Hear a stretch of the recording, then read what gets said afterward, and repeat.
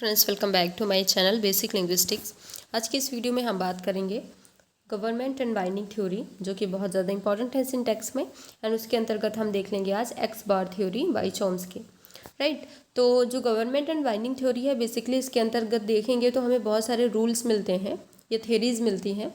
तो ज़्यादा वीडियो बढ़ जाएगी, इसके कारण हम इसमें सिर्फ एक ही आज थ्योरी को पर डिस्कस करेंगे। तो आप लोग ध्यान से देखिएगा, एक्स बार थ्योरी भी बहुत ज़्यादा इंपॉर्टेंट है और अक्सर मैंने देखा है यूजीसी नेट के एग्जाम्स में इनसे क्वेश्चन ज़रूर बनते हैं और बच्चे कन्फ्यूज़न के चलते चीज़ें नहीं कर पाते हैं। तो मैं अच्छे से इसको एक्सप्लेन कर दूँगी, तो प्लीज़ मेरे साथ ये वीडियो देखिएगा। And government and binding theory की बात करते हैं। So principle and parameter theory, ठीक है, principle and parameter theory and government and binding theory are two terms for the that are used alternatively in linguistic. तो दोनों को याद रखिएगा, कभी कंफ्यूजन में मत रहिएगा। जो प्रिंसिपल एंड पैरामीटर थ्योरी है या गवर्नमेंट एंड बाइंडिंग थ्योरी है, दोनों एक दूसरे के अल्टरनेटिव्स हैं। मीन्स दोनों एक ही थ्योरी को दर्शाते हैं, बस नाम अल्टरनेटिव में लिया जा सकता है। Chomsky 1981 book lectures on government and binding. तो उनका जो बुक है, उनका बुक का टाइटल क्या है? Lectures on binding government and binding. So brought in this theory of principle and parameter to the emerging paradigm. So modularity an idea that are distinct component of the grammar which have their own principles of application। तो उनका ये कहना है कि जो ये idea है, एक तरह से कह सकते हैं कि जो ग्रामर होती हैं उनमें बहुत सारे डिस्टिंक्ट कंपोनेंट्स होते हैं जो जिनका अलग अलग प्रिंसिपल होता है अप्लाई करने का। इस सेंट्रल ऑफ द थ्योरी, ठीक है, यही एक सेंटर है थ्योरी का। तो थ्योरी का सेंटर क्या है, हमें याद रखना है कि ग्रामर में बहुत सारे कंपोनेंट्स ऐसे होते हैं जिनको अप्लाई करना जो होता है, उन एप्लीकेशंस जो होती हैं उनका अपना खुद का प्रिंसिपल होता है, उसके बेस पर ही चीज़ें अप्लाई होती हैं। So each module constants a particular type of grammatical entity. तो इसी को मॉड्यूलैरिटी बोलते हैं, क्योंकि इसमें जितने भी मॉड्यूल होते हैं वो क्या करते हैं, ईच मॉड्यूल कॉन्स्टेंट्स, जितने भी मॉड्यूल होते हैं कॉन्स्टेंट कहते हैं एक particular type of grammatical entity. ठीक है, वो पर्टिकुलर टाइप जो ग्रामेटिकल एंटिटी होती है उनको एक्सप्लेन करते हैं। सो इसको हम मॉड्यूलैरिटी कहते हैं। सो ये याद रखिएगा। नेक्स्ट आपका आ जाता है the main modules of government binding theory are. तो यहाँ पे हम देखेंगे कि कौन कौन से थ्योरी इसमें आते हैं। सो पहले थ्योरी आ जाता है आपका एक्स बार थ्योरी, फिर आता है थीटा थ्योरी, फिर आता है केस थ्योरी, फिर आता है गवर्नमेंट थ्योरी, फिर binding theory, control theory and bounding theory. तो कुछ इस प्रकार से ये सारे थ्योरीज हैं जो कि बहुत ज़्यादा इंपॉर्टेंट है गाइज। आप लोग को फिर से बोलूँगी, अगर आप यूजीसी नेट की तैयारी कर रहे हैं तो ये जो भी सिंटैक्स के मैं अभी चैप्टर्स ला रही हूँ या एक्सप्लेन कर रही हूँ, जितने भी टॉपिक्स, वो आप बहुत अच्छे से देखिएगा। आप लोग के बहुत ज़्यादा इंपॉर्टेंट है और एग्ज़ाम में पूछते ही हैं, तो हम कन्फ्यूज़न के कारण कभी नहीं कर पाते हैं क्वेश्चन। तो अगर आपको डाउट क्लियर करना है तो प्लीज़ ये वीडियोज़ को, जो भी सीरीज़ अभी चलेगी जितनी भी सिंटैक्स की, वो आप ज़रूर देखिएगा। सो देखते हैं, फर्स्ट आपका थ्योरी आ जाता है X bar theory. X bar theory होती क्या है? So X bar syntax marked end of the supremacy of phrase structure rule in generative grammar. तो हमने जहाँ पे बात करी है, जब हमने ट्रांसफॉर्मेशंस की बात करी है या फिर फ्रेज स्ट्रक्चर रूल की जिस वीडियो में हमने बात करी है, उसमें अच्छे से समझाया हुआ है कि कैसे एक हायरार्की बनी होती है किसी भी सेंटेंस में, राइट। तो एक रिकर्सन फॉर्म में, तो जैसे नाउन फ्रेज के अंतर्गत क्या क्या चीज़ें आएंगी, जो डिटर्मिनर है वो आएगा, नाउन फ्रेज आएगा, नाउन आएगा, फिर वर्ब फ्रेज है ना, एक सेंटेंस में वर्ब फ्रेज भी आता है, तो वर्ब फ्रेज के अंदर वर्ब आएगा, नाउन फ्रेज आ सकता है। तो कुछ इस प्रकार से एक हायरार्की बनी होती है। और एक्स बार थ्योरी क्या कहता है कि इस हायरार्की में ही देखेंगे जो सुपरमेसी होता है किसी भी फ्रेज स्ट्रक्चर रूल की, जो जनरेटिव ग्रामर में हम देखते हैं, वो क्या होता है? वो होता है X bar syntax marked N. वो क्या होता है? एक तरह से मार्क्ड होता है। And it was proposed by Chomsky 1970। याद रखिएगा, चॉम्स्की ने एक्स बार थ्योरी दी थी 1970 में, एंड फर्दर डेवलप्ड बाय रे जैकेंडॉफ। बाद में फिर इसको आगे कौन लेके गया? तो रे जैकेंडॉफ ने।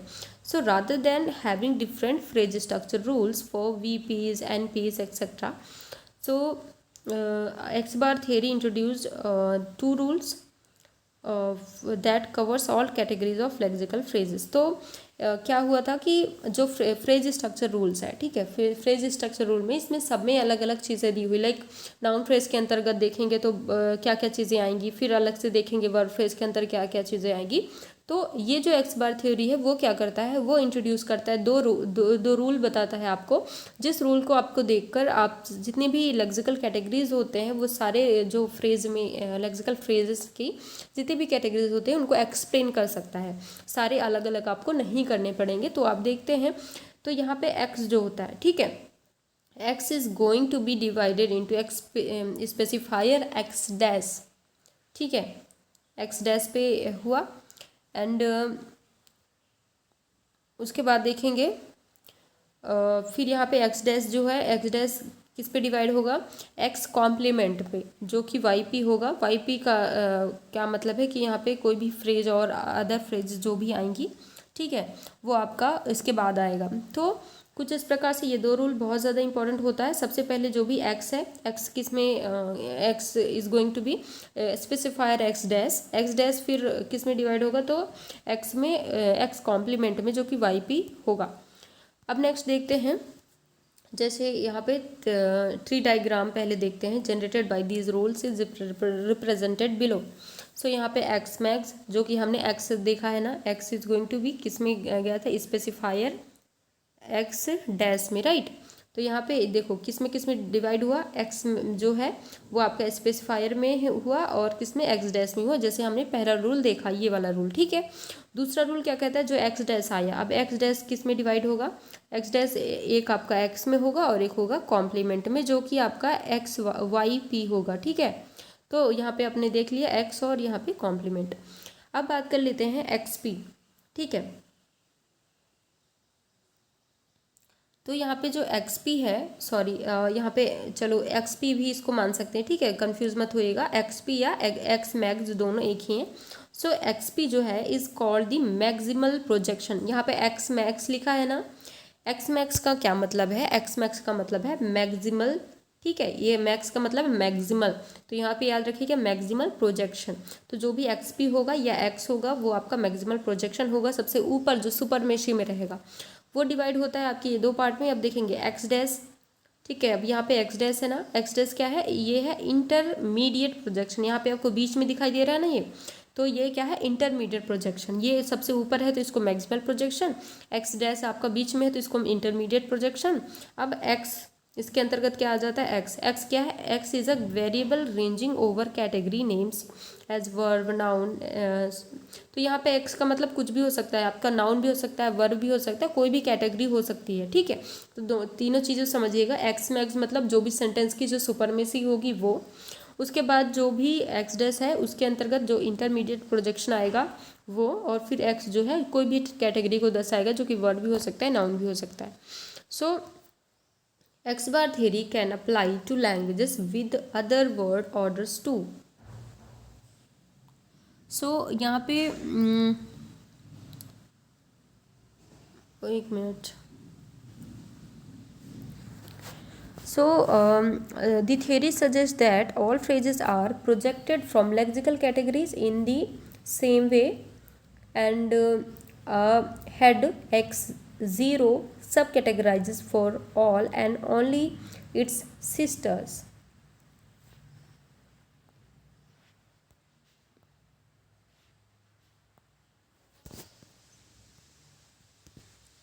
एक second.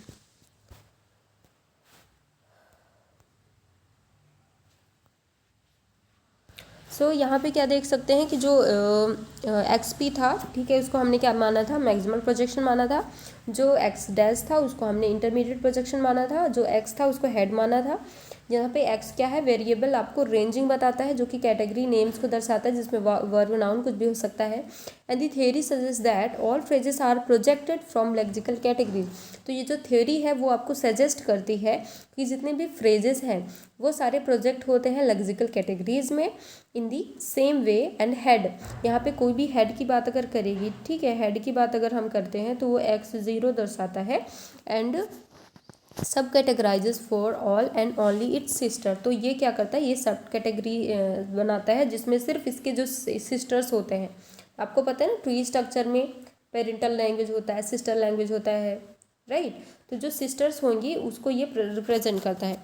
So X bar theory can be apply to a language with other word order too. कुछ अदर वर्ड ऑर्डर भी है तो भी ये अप्लाई कर सकते हैं। जैसे एग्जाम्पल के लिए अगर SOV वर्ड ऑर्डर है जिसमें हेड फाइनल लैंग्वेज होती है, so the head is always final but the specifier is initial. तो अगर SOV वर्ड ऑर्डर आपको मिल जाता है, SOV वर्ड ऑर्डर की कोई भी लैंग्वेज, हिंदी लैंग्वेज भी SOV वर्ड ऑर्डर के अंतर्गत आता है। सो यहाँ पे हम देख सकते हैं कि हेड फाइनल होता है इसमें, ठीक है, जिसमें हेड फाइनल लैंग्वेजेस होती है and the head is always final. तो इसमें जो भी हेड होता है वो फाइनल में होता है एंड स्पेसिफायर जो होता है वो इनिशियल में होता है। So this is captured simply by changing the order of occurrences of specifier and complement in x bar rule. तो अब इसको हम कैसे देखेंगे, देखो एक्सपी को हमने क्या नाम दिया था, मैक्सिमल प्रोजेक्शन, राइट। वो किस पे डिवाइड होगा, स्पेसिफायर में और एक्स डैश में। तो एक्स डैश क्या है आपका इंटरमीडिएट प्रोजेक्शन। अब आपका वही यहाँ पे हमने बात कर रहा था कि यहाँ पे आपका एक्स आएगा, एक्स का मतलब नाउन वगैरह, नाउन या वर्ब हो सकता है, और कॉम्प्लीमेंट आएगा। तो यहाँ X0 है, X0 का मतलब होता है हेड। हेड जैसे अगर नाउन फ्रेज है तो नाउन फ्रेज का हेड कौन होगा, नाउन होगा। वर्ब फ्रेज है तो वर्ब होगा उसका हेड। प्रीपोजिशनल फ्रेज है तो प्रीपोजिशन होगा उसका हेड, समझ रहे हो। सो यहाँ पे एक्स डैश XP जो है ये आपका स्पेसिफायर और एक्स डैश में डिवाइड है। उसके बाद यहाँ पे एक्स आपका एक्स डैश जो है कॉम्प्लीमेंट, और एक्स इसको 0 ले सकते हैं। X0 का यहाँ पे मतलब क्या है, हेड है, याद रखिएगा, ठीक है। तो अगर नॉर्मल एक्स आपको कहीं पे देता है तो नाउन या वर्ब जो भी है आपका वो आप ले सकते हो। अगर आपको कहीं पे देता है जहाँ पे आपको बात करता है कि यहाँ पे हम X0 लेंगे, तो X0 का मतलब है हेड। हेड का मतलब क्या है कि किसी भी सेंटेंस में अगर वो नाउन फ्रेज है तो नाउन फ्रेज का हेड नाउन होगा, वर्ब फ्रेज है तो वर्ब फ्रेज का हेड वर्ब होगा, प्रीपोजिशनल है प्रीपोजिशनल का प्रीपोजिशन होगा। तो कुछ इस प्रकार से हेड पे कोई कन्फ्यूज़न नहीं होनी चाहिए, ठीक है। So Chomsky proposed in 1981 that the head of the sentence like IP is the inflectional and the complementizer C is the head of CP। तो यहाँ पे जो हेड होता है किसी भी सेंटेंस का like IP is the inflection, क्या होता है, इन्फ्लेक्शन होता है, जिसको इन्फ्लेक्शन और यहाँ पे आई है, ठीक है, समझिएगा। एंड दी कॉम्प्लीमेंटाइजर, कोई भी कॉम्प्लीमेंटाइजर है जिसको हम C से दर्शाते हैं, C is the head of CP। अगर कोई CP है तो CP का हेड क्या हो जाएगा, कॉम्प्लीमेंटाइजर सिर्फ C होगा। So with this formulated the uniform theory. X bar theory is not some consolidated piece of work that Chomsky has proposed in single stress. This approach though began in early 1970 so has been and is still under refinement। अभी भी कुछ चीज़ें हैं इसमें जो refinement हो रही हैं। सो कुछ इस प्रकार से हम देख सकते हैं कि ये जो टॉपिक था एक्स बार थ्योरी मैंने समझाने की कोशिश की है। बेसिकली आपको क्या ये चीज़ें ध्यान देनी है ना, तो अच्छे से इसको याद रखिएगा कि कैसे क्या उनका नाम क्या है और इसको क्या बोलते हैं, साथ ही चीज़ें किसके अंदर कौन आता है, लाइक एक्सपी के अंदर क्या क्या चीज़ें आती हैं। तो ये रूल्स जो बने हैं वो सारी चीज़ें इसमें ध्यान रखने वाली बात है इसका भी, ठीक है। सो यहाँ पे हम देख सकते हैं कि ये जो चीज़ें अगर आपको क्लियर होती हैं इनके नाम वगैरह, तो कई सारे क्वेश्चंस आपसे क्लियरली बनेंगे। तो कैसी लगी वीडियो आप लोग प्लीज़ कमेंट सेक्शन में कमेंट करिएगा। And thank you so much for watching guys. अगर आपको PDF चाहिए तो कमेंट सेक्शन में डिस्क्रिप्शन बॉक्स में आपको लिंक दे दूँगी मैं, वहाँ से जाके डाउनलोड कर सकते हैं। Thank you so much for watching.